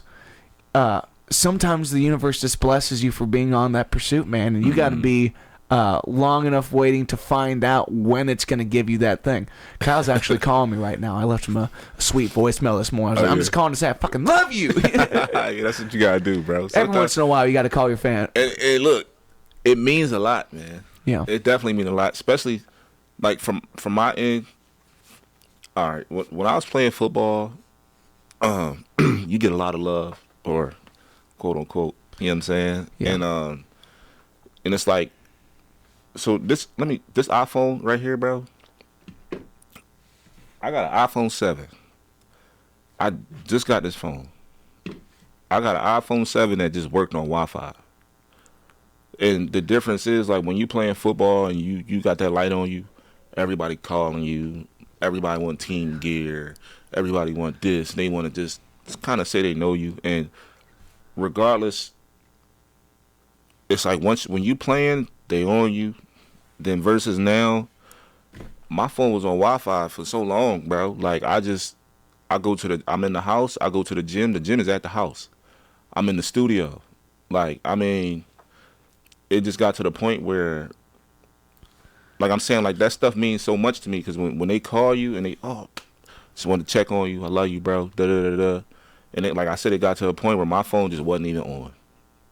Like, if I'm on Wi-Fi, you would get me. If not, hey, you know what I'm saying? So them calls that come every once in a while and stuff like that, it mean the world to me, because just somebody think about you outside of, like, your immediate household. Yeah. And when someone's thinking about you outside of their needs, too, it's like, it's weird when you're in the spotlight and people asking for things from you, whether that's tickets to something or some kind of gear, or also just giving them the access to your connections in this life. And, like, you gotta know where you have the world to give and where you don't have the world to give. You don't want to ask the wrong things with the wrong people, and you don't want to share the wrong things with the wrong people. Because everybody not qualified. Yeah. And you, if they want to call and ask for that, you now have access to tell them that. And that's a weird callous to learn. But to say, hey, I don't think you're working hard enough for this thing that I busted my ass for. And the reason I'm telling you that is because I think if you bust your ass, you could earn that same thing that I'm working on here. And you won't have to ask. Yeah, exactly. At that point, someone's going to reach out and say, hey, I think that you should be doing this, and be ready for that. Exactly. And so the other day I had to tell somebody, man, so the Cincinnati Warriors, like, they sponsor a lot of, like, so I got a couple mics. I got like 5 mics podcast mics and stuff. They sponsor the mics, so I'm shooting for them the whole season. Nice. So so we got on the 28th they got another team scrimmage and like a media day. I got to shoot that. February 1st through the 4th, the league is having like their annual meeting in Indianapolis, so they want me there for all 4 of those or 3 of those days. And just preparing for the season and everything like that. Like I run the photography and media team, so like I run the YouTube and all that type of stuff. So anybody who I'm working with, I'm hiring them. I work for this, so now I'm in a position where I could hire other photographers and help you get your stuff out there more, and we helping the team, and you getting some money in your pocket. So now it's like we learning from each other, but at the end of the day, they're qualified people, and I just be trying to have people understand, like, you might want this, bro, because we all got to go through it. Like, I'm sure it's people that told you no. Oh, no, I don't want you to sing here. Or I don't think you ready yet. And there's plenty of people I asked to shoot for that was like, no, I'm going to go this other way, or that I don't get a response. And then that next day they post pictures with somebody else. So it's like, okay. So I try to make sure everybody is qualified. Like, I want you to be qualified for what we doing and where you want to go. Because if I tell you, I'm not being a good friend. Yeah. Or I'm not being a good person. If I tell you, like, oh, yeah, you ready, and you're not. Now I'm putting you in position, or I'm hyping you up to lose. Yeah. So it just, people will ask you for things, and I had to tell somebody the other day, like, listen, you need to work on this. You need to work on this. So, like, okay, we all using Sony cameras. You don't have a Sony camera. So now I'm running a business not only for myself, for the team and everything like that, but it's like, what if my camera go down? Or what if your lens break and it's me and you? Now you can't shoot from the angle that we needed because you got a different camera than what we all using. Yeah. So, and then I got to pay you because you're not ready and you're not qualified to be there. So it's like, nobody wants to do that. So you just got to tell people, like, yo, this what it is. This how we going to do things. Yeah. And let's work. And if you're not ready yet, we're going to get you there. Yeah, it's interesting when there's barriers to entry in every field that you in. Like, I had a great conversation with my buddy Mike that's come on here a number of times, and he's just a kick-ass dude. He's someone that likes to put his head down and get it done. And he's like, man, I think I want to start writing songs. It's like, that's the one department where I can tell you a number of things that I think you should do to get past the initial barriers to entry, and then we got things to go from there. Oh. And like, what a wonderful thing to be able to share with folks, where it's like, these are L's that I know you can take early on that are going to bring you great reward down the line. And when folks are willing to give you that kind of advice, taking is the hardest part. My buddy Ed that was on here a couple of weeks, I was like, Ed, you say things that haunt me for years to come because I know you're right and I hate hearing it. Yeah. And it's like, if you don't expose yourself to those kind of seasoned professionals and want to accept the places that you need growth, it's not that you want growth, it's that you fucking need it to go. Yeah. Then if you don't expose yourself to those people, then you will be stuck at the barriers to entry, the glass ceiling of that next tier of things. Yeah, exactly. and you know what's crazy? Like, some people really can't accept the truth about. So I try to look at things like, you motherfucker, oh, this nigga hating on me. He hating. But it's like, I listen to it.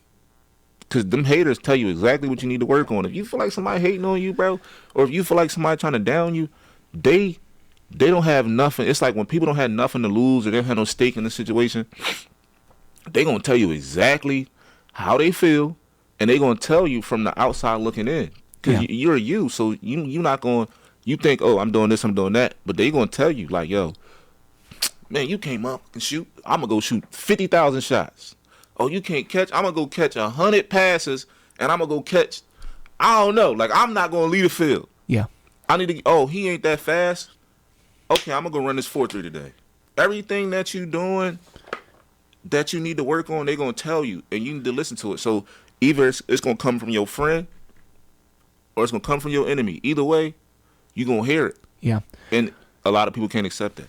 Well, it's a great thing, too, when you look at the community, the people you surround yourself with, you're someone that came from a highly competitive field. Oh. The arts are a little bit less of that, but if you make your closest friends competitors to some extent, then they can turn you on to some truths that you need to hear. Mm-hmm. It's like when I have my songwriters night, like most of the time I'm there to pat people on the back. Yeah. But I'll knock someone on the back of the head and say like, hey, I've heard the last 5 songs from you the last 5 times you've been here. Okay? And I'm not telling you that I got a whole new set either, but I am asking you, as your friend, to step the fuck up.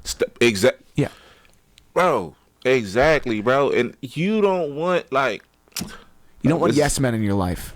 Bro, you don't want them yes men. And if you got people around you that don't want to see you do better, they don't need to be in your life at all. Like, I would not want... You know how tough that is for somebody to sit there and just act like they like you, act like they care about you, to be faking the whole time? It's like, bro, if I need to do this, you could see this. Yeah. I'm with you all the time. Why do I got to hear it from everybody else? Yeah. You right here next to me, and I heard it from everybody else first before I heard it from you. That's an issue. It really is. But finding those people, too, that you're willing... You know, you're someone that has a policy for execution, for how I get things done in life, but you also seem to have a policy for positivity. You know, every time I've talked to you, we both been smiling, and that's something that you bring to the table. That's something you require you bring to the table. Yeah. To be a positive person that can deliver bad news is a really double-edged sword that's hard to wield in this life.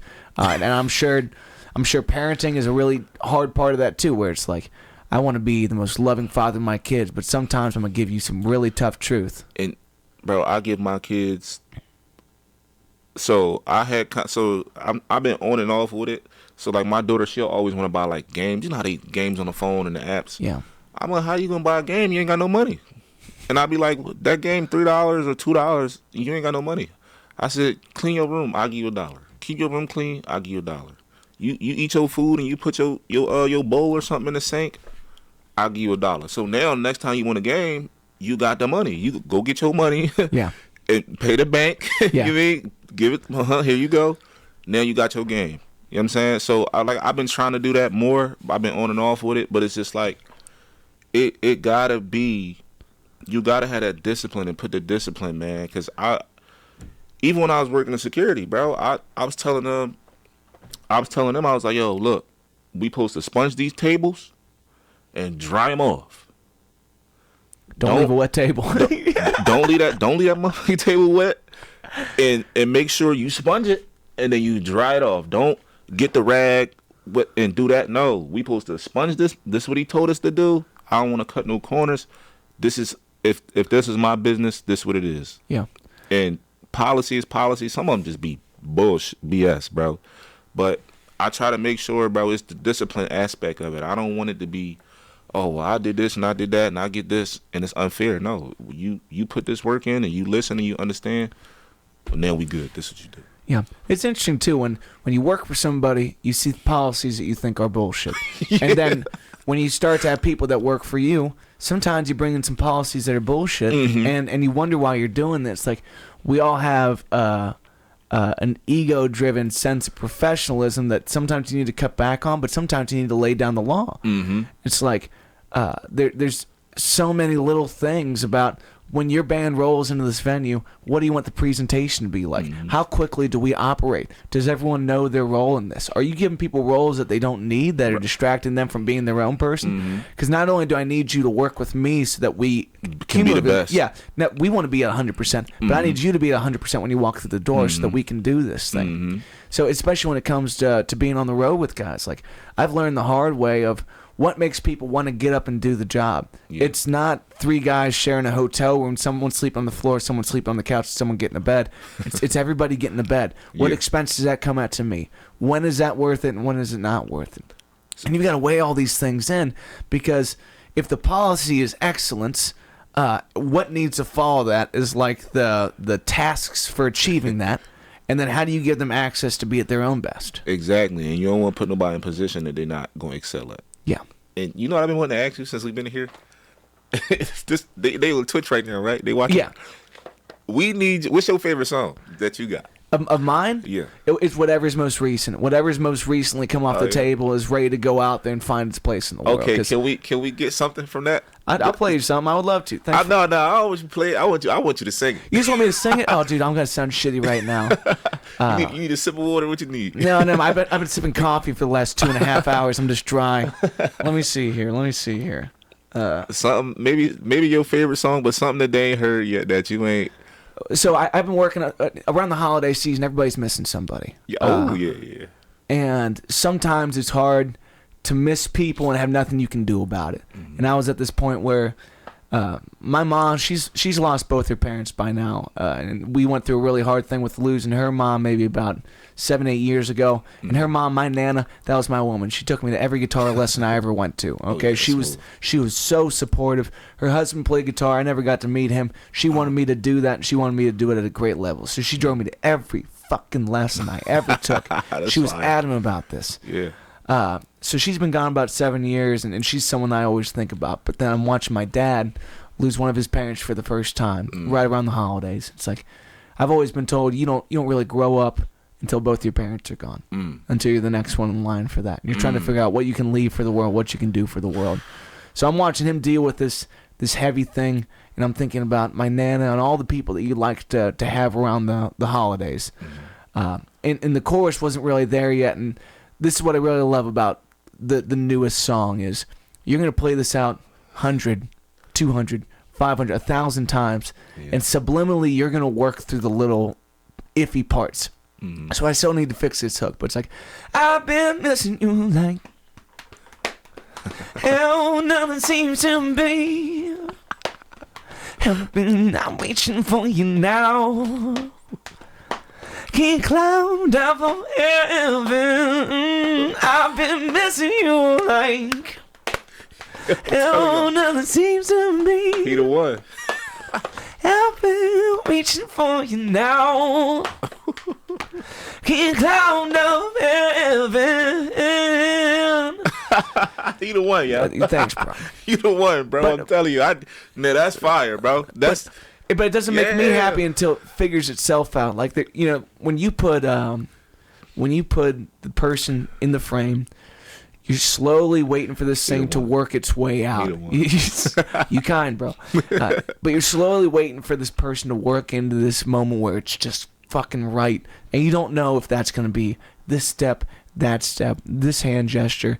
So you need to let the thing figure itself out.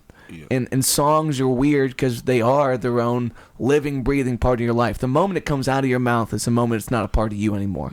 It can be a thought in the back of your head, but the moment it hits the page, it's not you anymore. So, it's in the world. Exactly. It's something for us to share. It's this commodity that lives in between us. So I'm still waiting for the second half of that hook. I've been reaching for you now. Can you climb down from heaven? I don't know. I ain't never heard that. But I don't know if I love that. It's like there's things about the song that still need to discover themselves. So when you're in the song, when you're playing it live, and things start to figure themselves out, when the lyrics kind of pull apart and you see what's in between them, or when you see someone out there listening to it and it clicks for them. Yeah. The way that you've been begging it to click for you, it clicks for them. That's when you fucking know. I got this song that I wrote for my ma a number of years ago. Me and my brothers almost killed my ma with an ice cream at the end of a dinner. Me and my brothers, we had a seafood platter. We didn't know my mother has an awful seafood allergy at the time. Ooh. She goes into anaphylactic shock in a Walgreens parking lot. We thought she was dying. The whole family's standing around ambulance. My mother's in this vehicle getting worked on. We thought she was dead.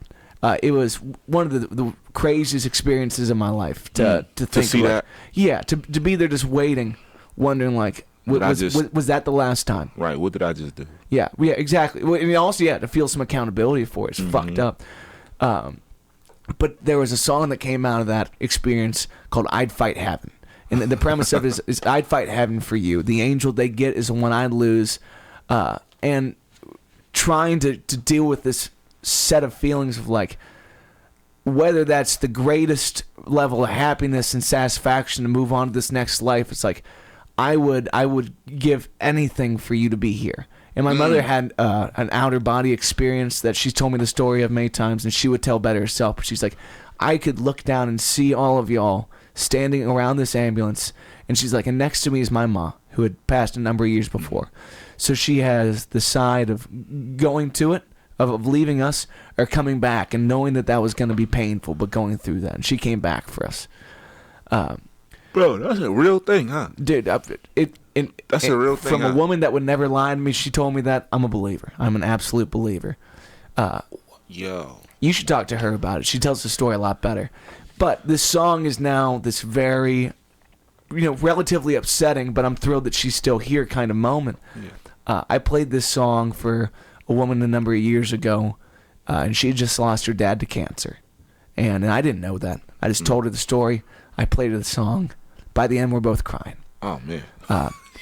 And again, this song is not mine anymore. It's not yours. It's between us. Mm-hmm. And so now we can both pour grief and loss and all these feelings into this similar lens, and we have a moment in time together. Mm-hmm. That's when the song is at its best. And that's when photography at its best.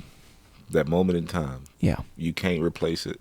And you just going to feel it. And like, every time you see this picture, every time I hear this song, and I think we all got them songs that we hear them, and it just put us back where we was at that time. And it's...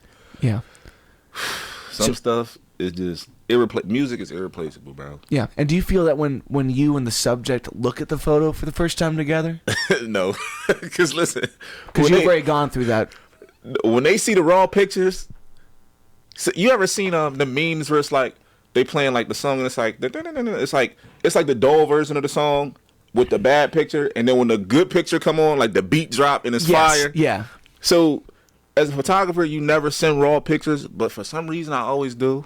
It helps them know the magic that you pull off, though. It's part of the craft. It's definitely part of it, but some people look at it like, okay, so this is how I'm looking now, or like this the original, and then once you do what you do, it's like, okay. Some people, like, they'll look at it like, some people get self-conscious, like when they already in front of the lights and they know they center stage, it's like, this is real. And it's like, you got that camera, and the camera catch everything. So it's like, a lot of times, like if I'm shooting pictures, I go to editing, the smile, like people got the smile lines, I'll take that out, bro. I'll take it out because I want your skin to be smooth as possible. I want it to look just clean as possible, but sometimes you can't. Sometimes it's like, okay, we gonna need these smile lines. Like, it just whatever the picture is and what you need at the time. So, I mean, I be sending them raw photos, bro, and but once the edit comes, it's like, oh, I see why then it clicks. I see why I'm paying you. Yeah. So, well, how much do you feel like it? How much is it worth altering the subject to give this false idea of what was really there? Because like that's an issue for us now with filters and things like that. It's like, the only time you ever send a picture on your Snapchat is after you've already altered it to be what you want it to be. Mm-hmm. Versus your friends know what you are. I know what you are. I see you in real life. Exactly. And then when someone only looks at themselves through that lens, they never become content and satisfied with the true self. Well, being in theater, and I've done commercials, like paid commercials and stuff, so I've been technically acting for like some years now. Yeah. And what I would say about that is, and they say TV put 10 pounds on you, so you are, from that, you're not even getting what you seeing already. But it just, I think that when you get on the TV or you get in front of the camera, like I said, it catch everything. And, they got stage set and they got makeup and hair and all that. So at this point, what you see on Instagram and what you see on your Facebook and all this stuff, I think at this point, like for the majority of people, that's kind of like what they want. Mm-hmm. Like, times change, bro. So like, if you could change with the times and understand what your group of people want, or just what the majority of people want, it's like, okay. Like I ain't gonna say all females, but a lot of females, they'll post some pictures and you be like, yo, she do not look like that. Yeah. Or he don't look like that. Or they got a scar. Like, I got a scar right here. You know what I'm saying? I never take my scar out. And when we came in here, I was like, damn, well, maybe I could be, because I'm watching the vids and stuff, and I'm like, okay, so the camera on his right side, everybody else is on their left side. My right side is my favorite side. You know what I'm saying? Yeah. So I was like, you know what? I'm not even going to worry about that, because this is me. Yeah. You know what I'm saying? And if we could enhance something, that's fine, but I don't mind, because I can't hide it. I can't hide it. I grew up, this is me. You know what I'm saying? But some people, it's like when they on that internet it's like, okay, this is what you want. This is what I can provide for you. So I don't really worry about. Uh, I try to give them what they want, of course, but really, I'll just take like some pimples and stuff off their face. They Yeah. won't look completely different, but they skin will be like smooth. Yeah. It'll be smooth, yeah. Yeah, it's always interesting, like what you do to make it not feel artificial, still feel like them, but still give it that layer of sheen. It's like when you're tracking vocals for a song. When I just play you the vocal itself with none of the plugins and the effects, or maybe a little auto tune, or especially the comp, it's like, so you're gonna sing me the same verse 7 times, Yeah. and I'm gonna take the from here, and I'm gonna take word from here, and I'm gonna take these from this, and sometimes you're gonna have to splice these things and move them around, and that's not the moment it becomes artificial. The moment it becomes artificial is when you start to incorporate things that don't exist in the voice, not a recalibration of the voice, not like a reassessing of what was the best parts of it. So it's always tough to walk that line of post-production taking the humanity out of something to post-production enhancing the subject. And I think taking the pimples and stuff off and making sure the skin is smooth, I think that's just enhancing them. And I haven't got any complaints about it so far. But usually before, like, I post, I'll send a Dropbox file, or I'll have a photos like in your iPhone, like a shared album, and I'll send them. Okay, so my studio pack 1 is $250. You get 10 edits, and if you want to add a backdrop, it's $80. But sometimes I'll just go half on them with that. Yeah. You know what I mean? Because I got different color backdrops, but if they want a specific color, I'll go get that or whatever, and it's just included in the package. But I mean, I try to make them look as best as they can, and I always send the pictures before. So if they happy with the pictures, then okay, I could post. You know what I'm saying? So when as we start to wrap this up, don't include your prices, but tell us a little bit more about what's, because you should change that over time. If someone watches this in 5 years, it's not going to be the same. But no. Walk them through everything that you do, just so in case folks want to know what packages you offer, what kind of things you like. Okay, so I'm a big student of basically everything that I do. I like to know the history of things, and let me show you this. And this is what I'm saying. Like, so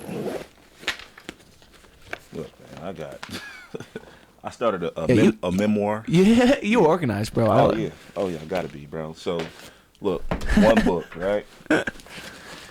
Now, bro, you just rocking. You just trying to stay fit by carrying a bunch of shit. I see. So now I got. If I'm writing, I'll write. That's a nice fucking notebook, man. Oh yeah, bro. Everything I try to make sure everything I do, like if I'm putting it out there, is calculated.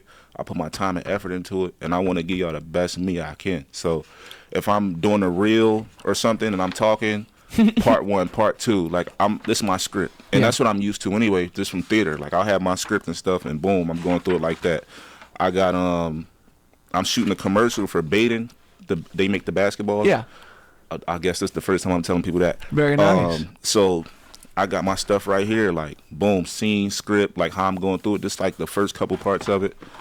And so now, man, let me show you this, bro, because I just want people to know that. I am, and I don't go nowhere without this stuff. Yeah. It stays with me. Like I don't leave it in the house. I feel the same way, but like I always have at least what I need to play. Cecil Beaton, he's one of the goats. He's one of the goats of photography, man. Get this book, read it, take your time with it. This book here. Are you someone that likes to annotate their books? Like, do you write notes to yourself once you read something, or? I take them, I remember them, I read it again. Yeah. Okay. You know what I'm saying? And this one too. This is the history of photography from 1911 to 2011, so 100 years of photography. And I make sure all of this stuff is timeless, bro. And I make sure I want to be where they at. I want to be better, and I want to have other people, when they see my stuff and when y'all watch this, I want y'all to understand, like, you got people that want things, and you got people that need things for their own specific reasons. And I just need y'all to know that I'm doing this. I'm giving my whole heart, all my effort into it. And I don't want to slack. I don't want y'all to not be happy with the work. that you came to me for, that you trusted me with. And these books is my time, my effort. This is what I do 24/7. So I don't party. You're not going to see me in the club. I don't party. One time I saw you at Tin Roof. I thought it was you were there for me, okay? And then I see all the coworkers. They dragged you out. Yeah, and I'll get a Long Island because that's. I'll get a Long Island. Don't get me wrong. I'll get a Long Island. Yeah, you ever met DJ Combat, Richie? No. One of the best DJs in Cincinnati. He was on a very early episode of this, and we were playing Pong. And he was telling me about Long Island races, okay? You get a Long Island, you race to the bottom, you do it again, you do it again. It's like, man, you are turned around at the end of that. Having one Long Island is like having 4 drinks. Yes. So the way I look at it is, okay, I'll have 1. If I make it to 2, now I'm saving money because I'm not spending money. But usually, like, so I would drive my coworkers home. So it'd be like, okay, they want to get a drink. All right, I got y'all. Boom, I'll take y'all to the crib. Da-da-da. I'm looking out. I won't get home till 4 in the morning. So, bro, that's brutal. But I respect it. And I live a half an hour outside the city. What part of town you in? Harrison. Okay, word. Yeah, I live like basically on the border of Indiana. So, but this is what I do, bro. You know what I'm saying? Like and this is what I wear too. I don't wear I wear sweatpants, some cargo pants, because I be losing my keys. So I gotta have like some pockets. But other than that, this is what I do. This is what I love to do. I love to see people happy, and I want to, like I said, I want us to be unforgettable. So it's just the work that you put in it speaks on your character, and to me it does. Yeah. If you putting the work in, you somebody that I want to be around or work with, or just grow with or learn something from. I'm from North Philly, bro. I done seen it where people they don't do nothing. And it's like, okay, this is all they know. They don't want to grow. They don't want to see different things.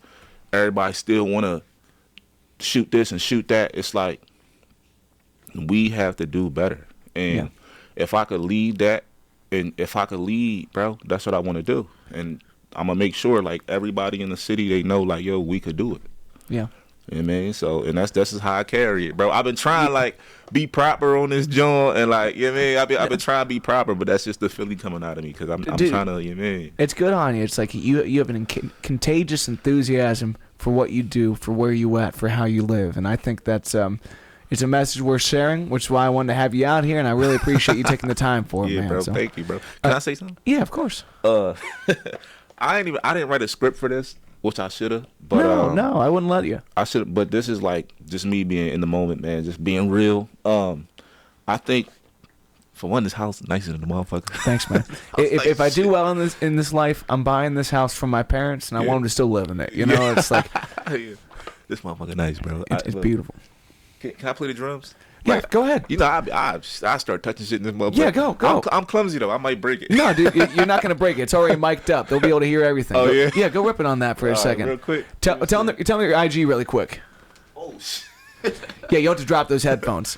It's icon visuals AQAN_visuals_23. Man, add me, follow me. I'll follow back.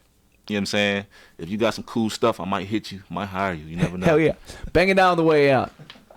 Yeah, let me see this real quick, man. That's not cool. Goes for the kids' drum set, my goodness. Hold up. All right, No, play the full size. Play the full size. Let it rip over there. Yeah. Let me see. That's where the mic's set up. Let me see. I got you. All right. What you want here, man? I got some Beethoven for you. Give me songs that can make people dance.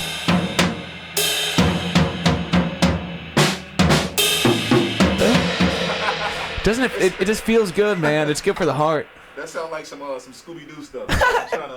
I'm trying to play it, but I don't know what I'm doing it up. But, okay. No, dude, it's always good for yourself to step into something that you've never tried before, and then just enjoy the process. Whether it's shooting a basketball or playing a drum kit, it's like everyone deserves the opportunity to be playful and inexperienced when the rest of the time you're trying to be top tier professionals. Yeah, so, I'll be clowning around. Yeah, you having a good time, man. I'm happy for it. But no, I did want to say shout out to Unscripted for bringing me on the influencer team. It was definitely one of the best moments of my year so far. One of the best moments of my life, just to be able to represent something, a group of people, and to actually have people understand, like, when you come and you shooting with me, you get a different experience, because now I got certain people that, I got expectations to meet. So now it's like, you already got your expectations of me, but now it's an even bigger audience and an even bigger group of people who going to see this, who going to learn. And if you got a business like shooting with me, your stuff going to get out there more. Yeah. So, and like in my caption the other day, I said, it's not all about like followers and likes, because it only take that one set of eyes to see you. So no matter if you got 50,000 followers or if you got 850 followers like I do, if the right people or the right person see you, it could change everything. So don't compare yourself and don't compare your followers and your likes and your views to everybody else's, because the quality of work is going to speak for itself. And if you got that right mindset and you stay positive, it's going to happen for you. Like I said, it might not happen the way you want it, but it's going to happen the way you need it to, and that's going to suit you best in your situation. So shout out to Unscripted. Thank you. I'm going to work extremely hard. I'm going to appreciate it, and I'm going to have fun with it too. So hey, amen to that, everybody. Kelly, thanks for coming on, bro. Thanks, bro. Appreciate you watching, everybody. We got more interviews coming today. We'll see you in a bit. Peace.